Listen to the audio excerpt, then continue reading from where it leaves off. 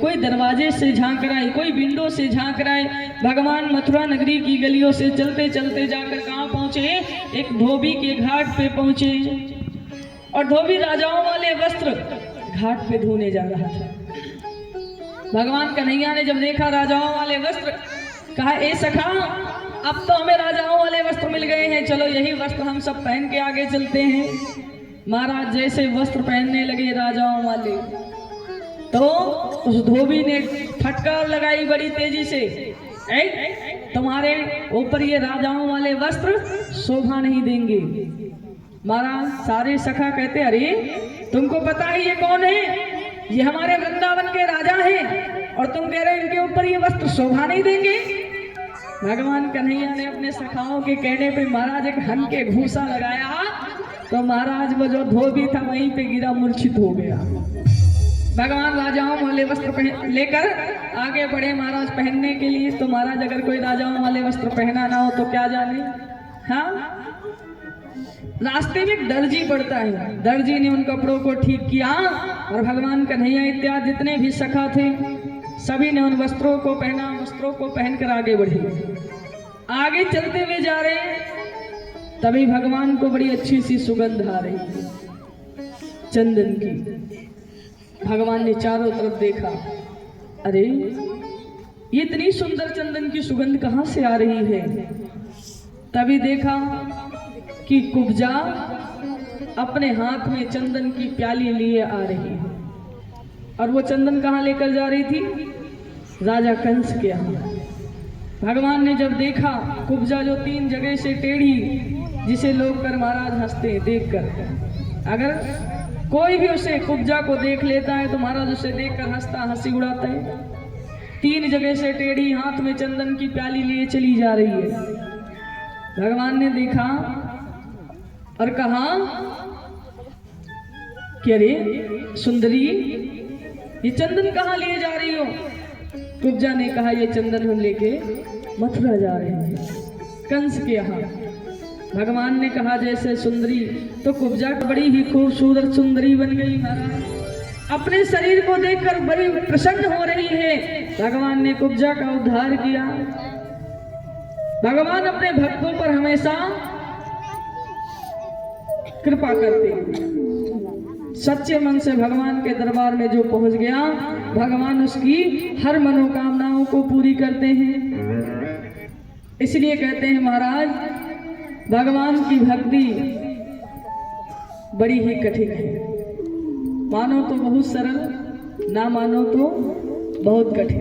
गोपिकाएं भगवान कन्हैया के लिए भजन गाती हैं, बड़ा ही सुंदर। हम आपको सुनाने का प्रयास करेंगे। प्रेम से बोले वृंदावन बिहारी लाल की। वृंदावन की गोपिकाएं हैं। एक बार मैया यशोदा से कहने लगी, हे नंदरानी, किए लल से लाई दामैया। धनुष की यज्ञशाला में जाके पहुंचे, जहाँ पे धनुष रखा था उसी प्रांगण में पहुंचे। और महाराज आज द्वार पर बड़े बलवान सैनिक लगे हुए हैं। जैसे इस प्रकार से भगवान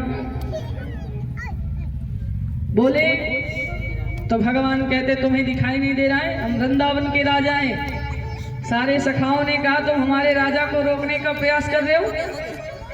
नहीं जाने दिया महाराज, युद्ध करने लगे। जितने भी दरबारी थे सबको मार गया।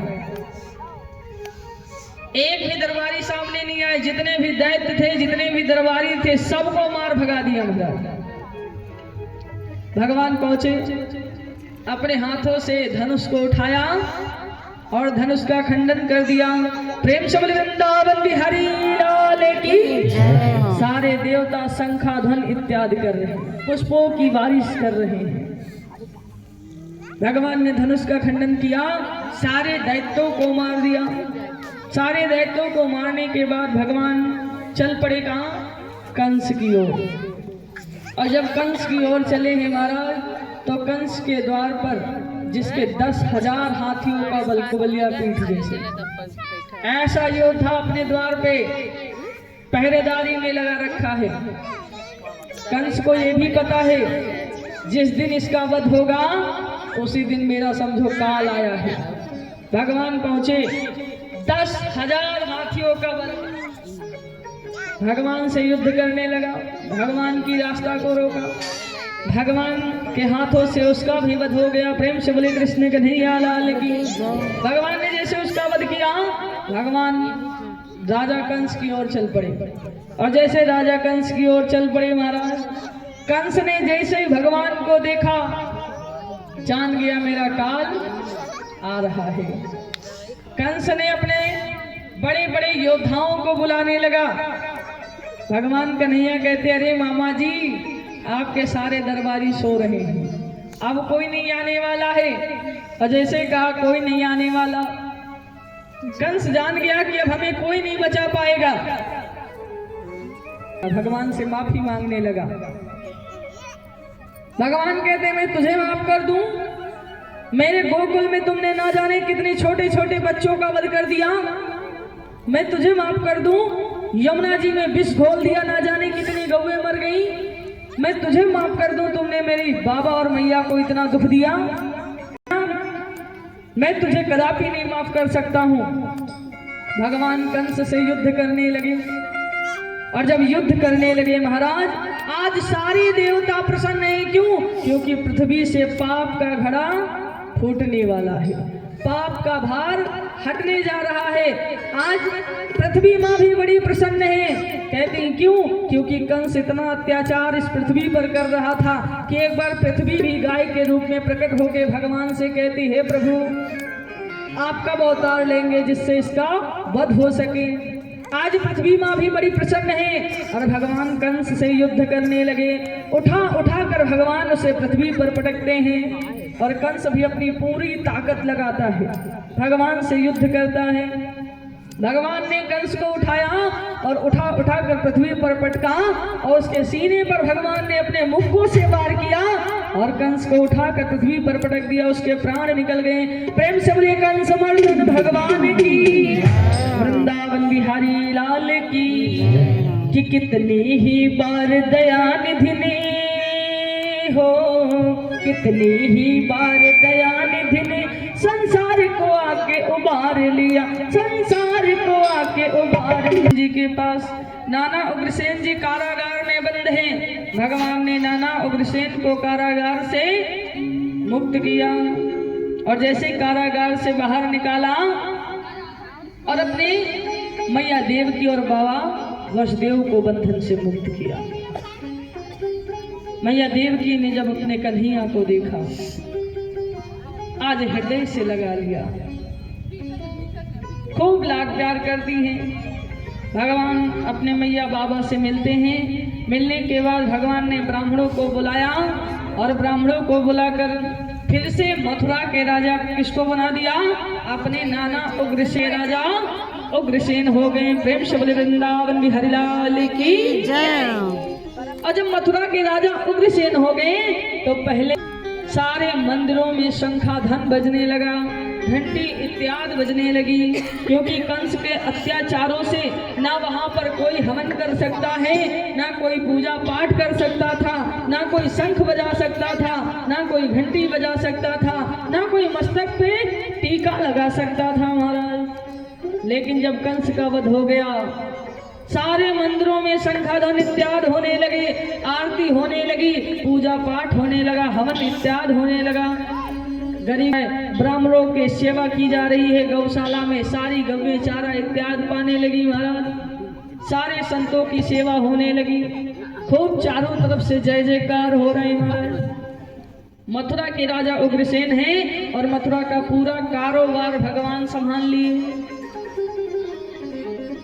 सुखदेव जी महाराज कहते हैं महाराज परीक्षित, काफी दिनों के बाद बाबा नंदराय जी और उनके सखा सब वृंदावन वापस चले गए।